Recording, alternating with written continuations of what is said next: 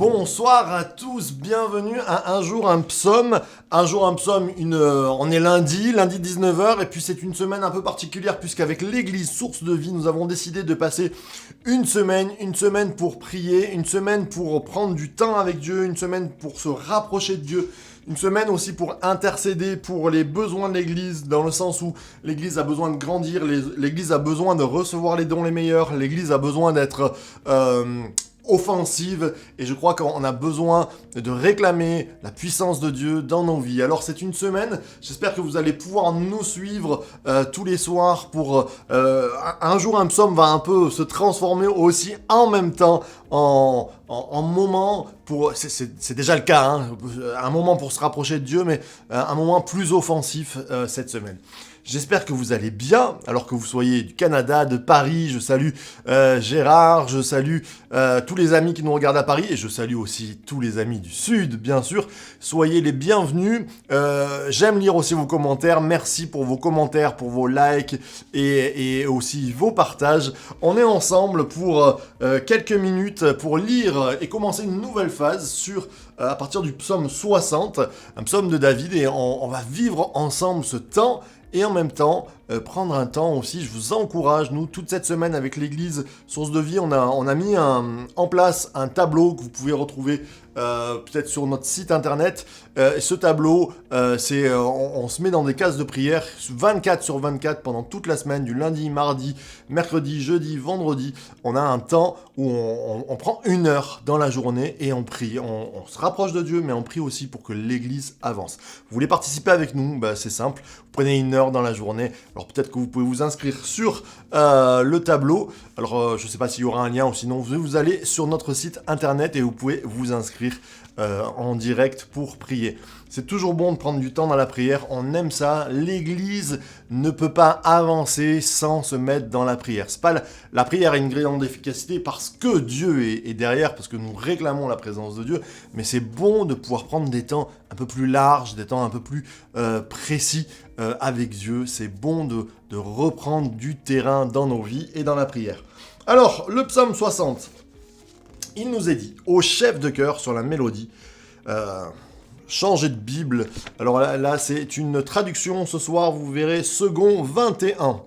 Lorsqu'il fit la guerre, alors au psaume de David, pour enseigner, lorsqu'il fit la guerre aux Syriens de Mésopotamie et de Tsoba, et que Joab, à son retour, bâtit 12 000 Édomites dans la vallée du sel. Ça va nous parler de victoire ce soir.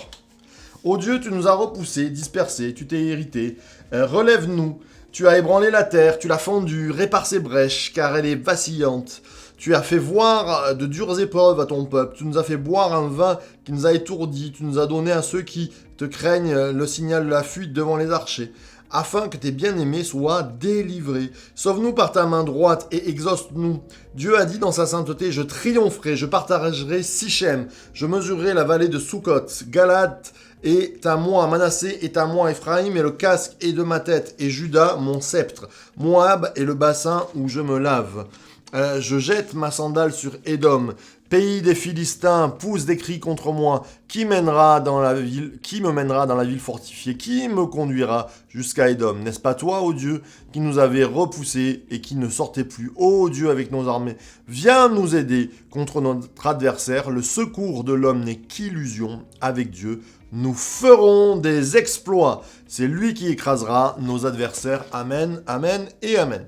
Alors, David est en train de nous raconter une bataille, et il dit, il y a eu des moments où nous avons péché, il y a eu des moments où nous avons oublié Dieu et où l'ennemi est devenu fort. Je crois que ce temps de prière, là, sur cette semaine, c'est cette thématique, le fait de se dire, il y a des parts dans nos vies qui ont été repris par l'ennemi. Peut-être notre héritage, peut-être notre cœur, des parties de notre âme, peut-être des parties de notre caractère, peut-être des parties de notre corps, peut-être qu'on est malade. On va prendre des victoires sur la guérison. J'aimerais voir des témoignages à la fin de la semaine, vendredi, qui puissent dire « cette situation, elle s'est améliorée.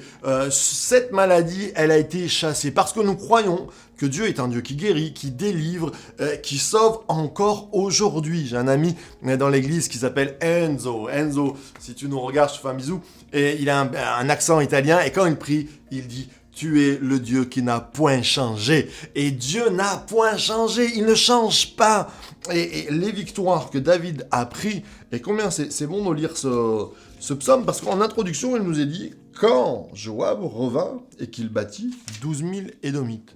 Ça veut dire que on connaît déjà la fin. Dans l'introduction, on sait que David et Joab et toute son armée, Joab était le général en chef de l'armée de David, eh bien, ils ont gagné. Mais il dit, il y a eu un moment dans nos vies où ça n'allait pas. Et en fait, on comprend au travers de ce texte que le verset 14 finit « Avec Dieu, nous ferons des exploits », mais l'armée de David ont pu faire des exploits parce qu'ils se sont repentis. Et dans ce premier jour de prière, j'aimerais que nous puissions commencer par nous repentir. Repentir, c'est souvent on a l'image de pleurer amèrement, mais quand on est croyant, se repentir, c'est aussi revenir là où le fer est tombé. Vous vous rappelez l'histoire d'Élisée? Ils essaient de bâtir une maison, les prophètes et Élisée, et puis il y a un fer de hache qui part dans l'eau. Et ils peuvent plus bâtir. Et je crois que quelquefois, dans nos vies, ou dans la vie de l'Église, il y a des fers de hache qui sont tombés parce qu'on n'a pas fait attention. Et se repentir, c'est réfléchir où le fer de hache est tombé. Pourquoi? Parce que Élisée va dire, prends le bâton et mets-le là où le fer est tombé, dans l'eau. Et nous, je crois que dans nos vies, on doit prendre le bâton, non pas le bâton pour se faire battre. Le bâton représente le bois, la croix, et dire dans ma vie, il y a des choses qui sont tombées peut-être. Il y a des actions où j'étais fort et puis le fer est tombé. Seigneur, où est-ce que je suis tombé? Où est-ce que j'ai failli? Seigneur, on veut te demander pardon. Se repentir, c'est réfléchir pour changer d'avis et dire je mets le bois de la croix là où je me suis trompé, là où j'ai failli. Peut-être que c'est une demande de pardon que tu dois faire, peut-être que c'est une action que tu dois faire. Je ne sais pas, c'est à toi de voir, mais je sais qu'on puisse s'analyser, qu'on puisse prier aussi devant le Saint-Esprit. Je crois que quelquefois, il y a des situations qui sont un peu sombres, où l'ennemi est grand et on se dit mais ça n'avance pas. Prier, c'est aussi chercher la volonté de Dieu dans le sens de dire « Seigneur, montre-moi ce qui ne va pas. Encourage-moi et donne-moi de mettre la croix là où ça doit multiplier, là où ça doit avancer, là où ça doit changer. » Alors ce soir, voilà, que nous puissions voir cette finalité. Avec Dieu, nous ferons des exploits. C'est lui qui écrasera nos adversaires. Et que ce soir, on puisse commencer à se repentir dans cette bonne semaine de prière qui nous attend.